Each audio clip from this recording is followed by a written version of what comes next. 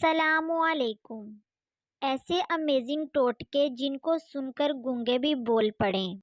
قالین پر اگر چائے گر جائے تو اس جگہ فوراً پیسا ہوا نمک چھڑک دیں۔ خشک ہونے پر گیلے کپڑے سے صاف کر لیں، چائے کا دھبا غائب ہو جائے گا۔ اگر کسی کپڑے پر نیل پالش کا داغ لگ جائے تو اسے پہلے نیل پالش ریموور سے مٹائیں، پھر اس جگہ پر میٹھا سوڈا لگا کر تھوڑی دیر رکھ دیں، پھر اسے صاف پانی سے دھو لیں۔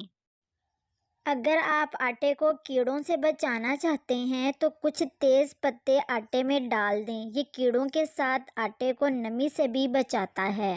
اگر اپنے عام توے کو نان اسٹک توے میں بدلنا ہے تو آلو یا پیاز کے ایک ٹکڑے کو پہلے ہلکے گرم تیل میں بھگوئیں، پھر اس میں نمک اور سرسوں کا تیل لگا کر توے پر اچھی طرح رگڑیں۔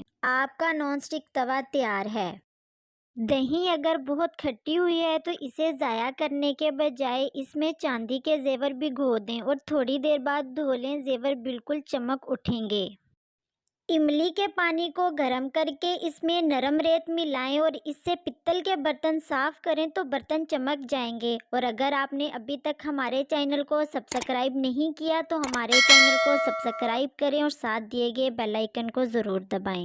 ابلتے ہوئے دودھ کو گرنے سے بچانے کے لیے اس دیگچی کو جس پر دودھ ابالا جائے، اس کے کنارے پر اگر تھوڑا سا گھی یا مکھن لگا دیں تو ابلتے وقت دودھ نیچے نہیں گرے گا۔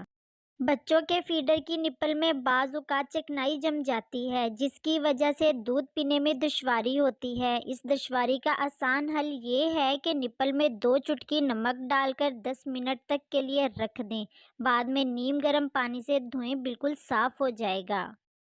دہی جمانے سے پہلے دودھ کو ابال کر اس میں 2 ہری مرچ ڈال دیں اور آدھے گھنٹے کے لیے چھوڑ دیں اور پھر دیکھیے دہی جلد اور سخت جمے گا۔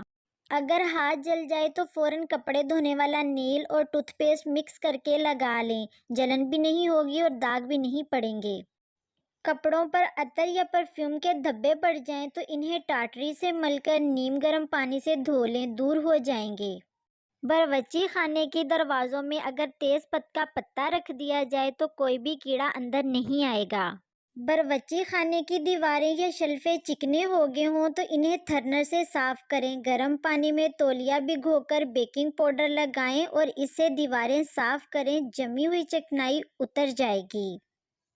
مچھلی کو دھوتے وقت سرکہ اور نمک ضرور لگائیں، اس سے مچھلی کی بو ختم ہو جائے گی۔